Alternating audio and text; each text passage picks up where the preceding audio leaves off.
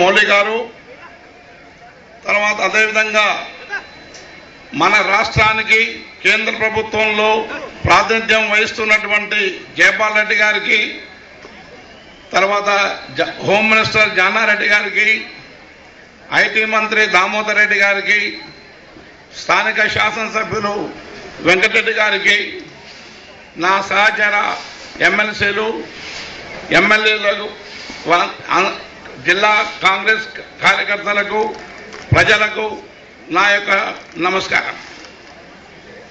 ఈరోజు ఇంత పెద్ద ర్యాలీని మనము కేంద్ర రాష్ట్ర ప్రభుత్వం రైతులకు ఇస్తున్నటువంటి సహకారం విషయంలో తెలియజెప్పడానికి ఈ యొక్క సమావేశాన్ని ఏర్పాటు చేయడం జరిగింది.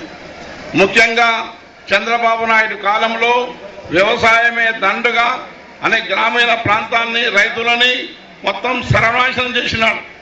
అటువంటిది ఈరోజు రాజశేఖర రెడ్డి గారి నాయకత్వంలో, సోనియా గాంధీ గారి నాయకత్వంలో ఈరోజు కేంద్ర ప్రభుత్వం, రాష్ట్ర ప్రభుత్వం పెద్ద ఎత్తున రుణమాఫీలు చేసి సరిగా కట్టినటువంటి రైతులకు కూడా 5,000 రూపాయలు ఇచ్చి, ఈవెన్ 5 ఎకరాల కంటే ఎక్కువ ఉన్నటువంటి రైతులకు కూడా 25% రాయితీ ఇచ్చి రైతులను పెద్ద ఎత్తున ఆదుకుంది. మీకు తెలుసు, మా మునుగోడు ప్రాంతం మొత్తం కూడా ఫ్లోరైడ్ నీళ్లుండి 45 సంవత్సరాలకే ముసలివారు అయ్యే పరిస్థితి ఏర్పడింది.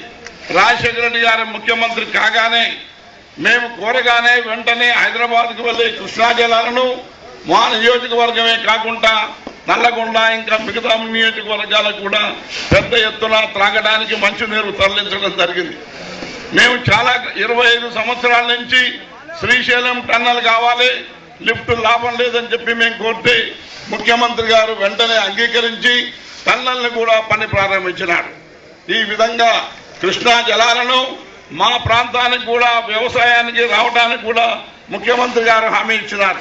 కాబట్టి ఇటువంటి పరిస్థితుల్లో రైతులకు అన్ని విధాలుగా అండగా ఉండి రైతులకు పెద్ద ఎత్తున ఆదుకున్నటువంటి మన ముఖ్యమంత్రి రాజశేఖర రెడ్డి గారి నాయకత్వానికి మనం పూర్తిగా సపోర్ట్ చేసి, మళ్ళా వచ్చే సంవత్సరం 11 లోపలనే వచ్చే ఎన్నికల్లో కాంగ్రెస్ పార్టీని గెలిపించి మళ్ళీ తిరిగి రాజశేఖర రెడ్డి గారి నాయకత్వాన్ని మీరు బలపరచాలని చెప్పి నేను కోరుకుంటున్నాను. ఇప్పటికి సమయం లేదు, మన ముఖ్య అతిథులు 4:30కే వెళ్ళవలసి ఉంది. కాబట్టి ఇటువంటి తరుణంలో నేను ఎక్కువగా ప్రసంగించడం మంచిది కాదని చెప్పి నేను ఉద్దేశిస్తూ, మీరందరూ కూడా కాంగ్రెస్కు రక్షగా ఉండి గ్రామాలకు వెళ్ళి మన ప్రభుత్వం చేస్తున్నటువంటి కార్యక్రమాలను కూడా చెప్పి ప్రజలను కాంగ్రెస్ వైపు ఉండటానికి మీరు ప్రయత్నం చేయాలని చెప్పి కార్యకర్తలను, ప్రజలను నేను కోరుకుంటూ నేను సెలవు తీసుకుంటున్నాను. జై హింద్.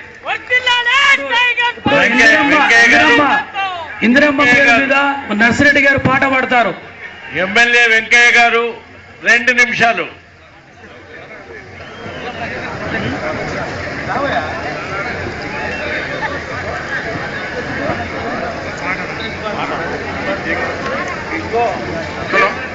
హలో